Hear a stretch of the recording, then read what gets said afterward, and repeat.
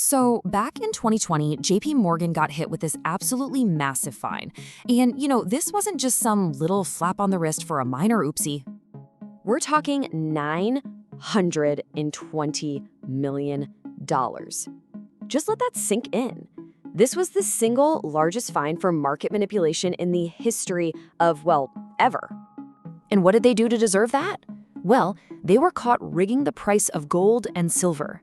And not for a little while, for 8 straight years. But here's where it gets really crazy. Even after they got caught, even after paying almost $1 billion, the price of silver, it's still completely broken. So that really brings us to the core question we're going to tackle in this explainer. How is it possible that the most useful metal on the entire planet is valued like trash? The answer, I promise you, is not what you think. It's all about a system that was rigged from the very beginning. And guess what? It's still running today. All right, so how does this whole rigged game actually work? To really get it, we've got to go deep down the rabbit hole. Okay, let's try an analogy. Imagine you own a concert venue, right? It's got 100 seats, so you sell 100 tickets, 1 ticket per seat. Make sense? But then, imagine someone else just shows up and starts selling tickets to your show. And they don't just sell a couple, they sell 10,000 tickets for those same 100 seats. I mean, on paper, sure, everyone has a ticket, but in reality, almost all of them are just worthless promises. That whole concert thing, that's exactly what's happening in the silver market. For every single ounce of real physical silver that's actually sitting in a vault somewhere, there are more than 100 ounces of what's called paper silver being traded. These are just contracts, promises, literally just numbers on a screen. So the price you see on the news, that's not based on the real metal. It's based on all that paper. And here's the kicker. When you control the paper, you control the price. And JP Morgan? Oh, they knew this. They used this dirty trick called spoofing. What they do is their traders would place these enormous, totally fake sell orders. The goal? To create a panic in the market, right? Make everyone think the price was about to crash. This would drive the real price down, and then, just before anyone could actually buy those fake orders, poof, they'd cancel them. And then, they'd swoop in and buy up all the real physical silver for super cheap. And they got away with this for 8 years. Now, you might think this is a new thing, but this game has been going on for a long time. Just look back to 1980. There were these 3 brothers, the Hunt brothers, and they actually tried to fight the system. They went out and bought 100 million ounces of real physical silver. I mean, that was a third of the entire world's supply back then. And what happened? The price went through the roof from $6 to $50 an ounce. The establishment, well, they totally panicked. So what did they do? They just changed the rules overnight. They brought in something called Silver Rule 7, which basically made it illegal to buy any more silver on margin. The Hunts had no choice but to sell, the price crashed, and they lost everything. The lesson couldn't have been clearer. When an outsider tries to win, the insiders just rewrite the rulebook. But believe it or not, the price rigging is only half the story, because this is where things start to get, well, really strange. You see, we're not just manipulating the price of silver. We're literally destroying the metal itself. Just think about gold for a second. What do we do with it? We dig it up, we polish it, and we lock it away in a vault pretty much forever. Nearly every single ounce of gold ever mined is still around somewhere. But silver? Oh, we treat silver completely differently. We treat it like it's oil or something. We dig it up, we use it in everything, your phones, solar panels, even missile guidance systems. And then we throw it away. It just ends up in a landfill, gone for good.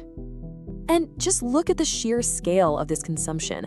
A whopping 55% of all silver demand comes from industry. And the thing is, the amount in each little device is so tiny that it's just not economically worth it to recycle. Okay, here's the real shocker. In all of human history, we've mined about 1.7 million tons of silver. But get this, experts estimate that over half of all that silver is just gone. It's been lost or consumed forever. And it's not getting any better, it's actually getting worse. The silver market has been in a physical deficit for 5 years running. That means we are using up way more silver than we're digging out of the ground. So what's happening is the physical stockpiles are just vanishing. To give you a real-world example, the inventories at the Shanghai Futures Exchange just plummeted by 70%. 70! So you have to ask yourself, with real, physical silver literally disappearing from vaults, how on earth is the price still so low? This brings us to another really fascinating piece of this puzzle. You know how central banks hoard gold? They're like dragons sitting on a pile of treasure. But when it comes to silver, they own almost none. So why is that? Well, for 5,000 years, we're talking from ancient Egypt and Rome all the way up to the early United States, the price ratio between gold and silver was naturally set. It was about 15 to 1, meaning 15 ounces of silver could buy you 1 ounce of gold. And this ratio wasn't just random, it actually reflects how much of each metal is naturally found in the Earth's crust. But today, that ratio isn't 15 to 1, it's 80 to 1. It is completely, totally disconnected from physical reality.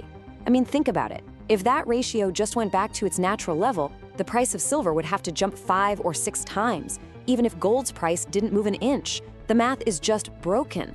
And for the central banks, there's another problem. Silver is a logistical nightmare. $1 billion worth of gold fits in a small room. $1 billion in silver? You'd need a whole warehouse. It's just not practical for them to stack. But this story isn't just about how rare it is or how the price is manipulated. Silver also has this hidden superpower. It has an absolutely incredible ability to kill microbes on contact. It's a scientific principle called the oligodynamic effect, and it's pretty wild. Silver ions literally punch holes in the cell walls of bacteria and just shred their DNA. It is an unbelievably powerful antimicrobial agent. And this unique property makes silver absolutely critical for us. I mean, ancient people used to drop silver coins in their milk jugs to keep it from spoiling. Today, doctors use it in creams for burn victims to stop infections. It's even embedded in hospital catheters to fight off deadly superbugs. So industry needs it, medicine needs it. The entire green energy transition, with all its solar panels, absolutely depends on it. And we are running out. So the question is, why on earth is it still so cheap? Okay, let's put all the pieces together now. We know silver's vanishing. We know the price is being rigged. We know the industry desperately needs it. And we know the ratio to gold is off by a factor of 5. So, why is it still treated like trash? Well, the answer is the system itself. You see, the market treats silver like it's just another simple commodity, like copper or zinc. The perception is that it's abundant, it's just for industry, and that it's replaceable. But the physical reality? It tells a completely different story. The reality is that it's a precious metal being consumed way faster than it's being mined, with the stockpiles we have above ground just disappearing. And this, right here, is the crucial point. Price does not equal value. Markets don't move on reality, they move on perception. And for years, sometimes decades, that perception can lag way, way behind the facts on the ground. A huge gap opens up between what something is actually worth and what the market thinks it's worth. And for a long time, nothing seems to happen. The gap just gets wider and wider. And then, all at once, perception snaps back to reality. So once you really understand the system, you stop asking, why is the price so low? Instead, you start asking a different question. How much longer can it possibly stay this low? Because while markets can ignore reality for a surprisingly long time, reality doesn't ignore markets forever. And when reality finally does decide to show up, it tends to move very, very fast.